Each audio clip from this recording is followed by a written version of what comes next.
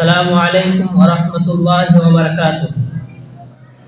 नहमदुहु व नुसल्ली अला रसूलिहिल करीम, अम्मा बाद, फ़अऊज़ु बिल्लाहि मिनश शैतानिर रजीम, बिस्मिल्लाहिर रहमानिर रहीम। व इज़ा सअलतुमूहुन्ना मताअन फस्अलूहुन्ना मिन वराइल हिजाब। व क़ाला नबी सल्लल्लाहु अलैहि वसल्लम, इय्याकुमुद दुखूला अलान निसा, इला आखिरिल हादीस। শ্রদ্ধেয় সম্মানিত উপস্থিতি, সর্বপ্রথমে মহান রব্বুল আলামিনের প্রশংসা আদায় করি, যিনি আজকে আমাদেরকে এই বাৎসরিক আঞ্জুমানে উপস্থিত হওয়ার তৌফিক দান করেছেন, তাই সকলে বলে আলহামদুলিল্লাহ। তারপরে পরে তিনার প্রিয় রাসূল, মানবকুলের শ্রেষ্ঠ মানব, নবীকুলের শ্রেষ্ঠ শিরোমণি জনাব মুহাম্মদ মুস্তাফা সাল্লাল্লাহু আলাইহি ওয়াসাল্লামের প্রতি লাখো কোটি কোটি দুরূদ ও সালাম বর্ষিত হোক। আল্লাহুম্মা সাল্লি ওয়া বারিক আলাইহি।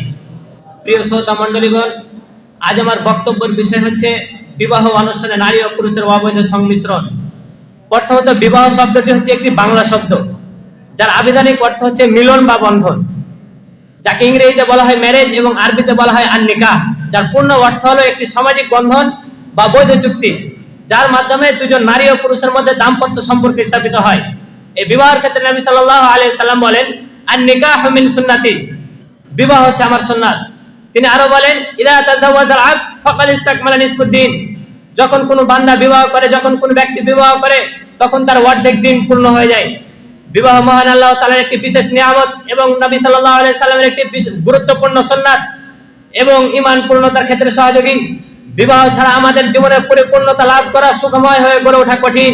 তাই তো নবী সাল্লাল্লাহু আলাইহি সাল্লাম আমাদেরকে বিবাহের ক্ষেত্রে উৎসাহিত দিতে গিয়ে বলেন, আদ-দুনিয়া কুল্লুহা মাতা ওয়া খায়রু মাতা'আদ দুনিয়া আল মারাতুস সালিহা, দুনিয়ার সব কিছু হচ্ছে সম্পদ, আর তার সবচেয়ে উত্তম সম্পদ হচ্ছে নেককার বিবি। কিন্তু আজকের যুগে দেখা যায় বিবাহ তো হয় অনেক, কিন্তু ওই বিবাহের মধ্যে থাকে না কোনো সুখ শান্তি, ওই বিবাহের মধ্যে থাকে না কোনো কোরআন হাদিস অনুযায়ী বরকত, ওই বিবাহের বন্ধন বেশি দিন ধরে টিকে না, বিচ্ছেদ হয়ে যায়।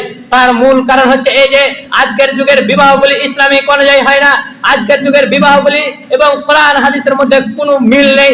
অথচ আমাদের বিবাহগুলি তখনই পরিপূর্ণতা লাভ পাবে, তখনই সাফল্য বিবাহ হবে যখন সেটি হবে ইসলামিক অনুযায়ী, যখন সেখানে থাকবে না কোনো ইহুদি খ্রিস্টানদের কার্যকলাপ, যখন সেখানে থাকবে না কোনো ইহুদি খ্রিস্টানদের আচার আচরণ। অথচ বড় অদ্ভুতের বিষয় হচ্ছে এই যে আজকের যুগের ইহুদি খ্রিস্টানদের বিবাহ এবং মুসলিম উম্মাহ, এই মুসলমানদের বিবাহের মধ্যে পার্থক্য করা বড় কঠিন হয়ে গিয়েছে। আজকের যুগে ইহুদি খ্রিস্টানদের বিবাহতে যে সমস্ত জিনিসগুলি পছন্দনীয় মনে করে ব্যবহার করা হয়, ওই জিনিসগুলিও ইহুদি মুসলমানদের বিবাহতেও পছন্দনীয় মনে করে ব্যবহার করা হয়। যেমন কি গান বাজনা, বাদ্যযন্ত্রণা। এই ব্যাপারে রাসূলুল্লাহ সাল্লাল্লাহু আলাইহি সাল্লাম বলেন, ইন্নাল্লাহা তাআলা হারামাল খামরা ওয়াল মাইসার ওয়াল কুবা, নিশ্চয় আল্লাহ তাআলা মদকে, সুদকে এবং সব ধরনের বাদ্যযন্ত্রণাকে হারাম করেছেন। কিন্তু অদ্ভুতের বিষয় হচ্ছে এই যে আজকের যুগে যেন এই গান বাজনা ছাড়া, এই বাদ্য যন্ত্রণা ছাড়া যেন বিবাহকে অসম্পূর্ণ দৃষ্টিতে দেখা হয়, যেন মনে করা হয় বিবাহ যেন কোনো সৌন্দর্য প্রকাশ্য পেল না। শুধু তাই নয়, শ্রদ্ধেয় সম্মানিত উপস্থিতি, আজকের যুগে আমাদের সমাজ এতটাই নির্লজ্জ হয়ে পড়েছে যে বিবাহের অনুষ্ঠানে দেখা যায় ছেলে এবং মেয়েরা, যুবক যুবতী, নারী ও পুরুষ একসঙ্গে পাশাপাশি বসে এক টেবিলে বসে খাবার খায়, বেপরদা হয়ে, কোনো লজ্জা করে না। অথচ আল্লাহ তাআলা বলেন, ওয়াইদা সাআলতুমুহুন্না মাতাআন ফাসআলুহুন্না মিন ওয়ারাই হিজাব, হে পুরুষগণ, তোমরা যখন মহিলাদের কাছে কিছু চাইবে তো তোমরা পর্দার আড়াল থেকে চাইবে, সরাসরি ভাবে নয়। এমনকি কোন মুহাদ্দিসগণ এরকমটাও বলেছেন কি, যে শিক্ষার গুরুত্ব ইসলামে এতটাই রয়েছে, মহান আল্লাহ তাআলা পৃথিবীর প্রথমত যে ওহীটি করেছিলেন, কোরআনের যে প্রথম আয়াত নাজিল করেছিলেন, সেটি হচ্ছে ইকরা, সেটি ছিল শিক্ষার ব্যাপারে। এমনকি নবী সাল্লাল্লাহু আলাইহি সাল্লাম তালাবুল ইলমি ফরিদাতুন আলা কুল্লি মুসলিম বলে শিক্ষাকে ফরজ করে দিয়েছেন।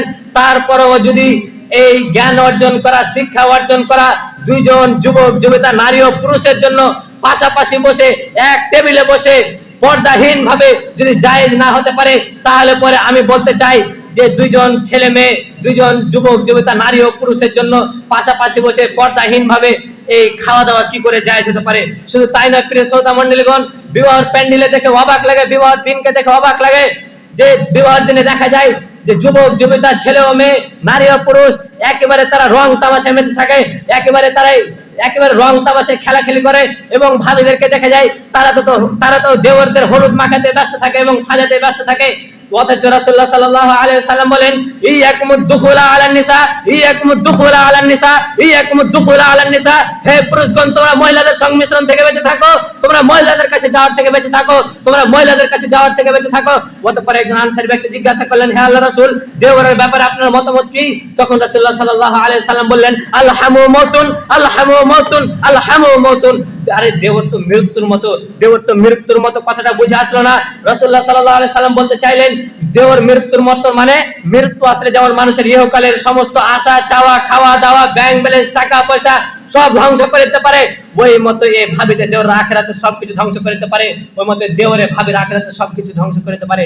অবশেষে আল্লাহর কাছে দোয়া করি, হে আল্লাহ, তুমি আমাদেরকে সমস্ত বিবাহের অবৈধ সংমিশ্রণ থেকে বেঁচে থাকার তৌফিক দান করো, এবং আমাদের যারা বিবাহ হয়নি তুমি আমাদের সকলকে ইসলামিক অনুযায়ী বিবাহ করার তৌফিক দান করো। আমিন ওয়া আখিরু দাওয়ানা আলহামদুলিল্লাহি রাব্বিল আলামিন। আসসালামু আলাইকুম ওয়া রাহমাতুল্লাহ।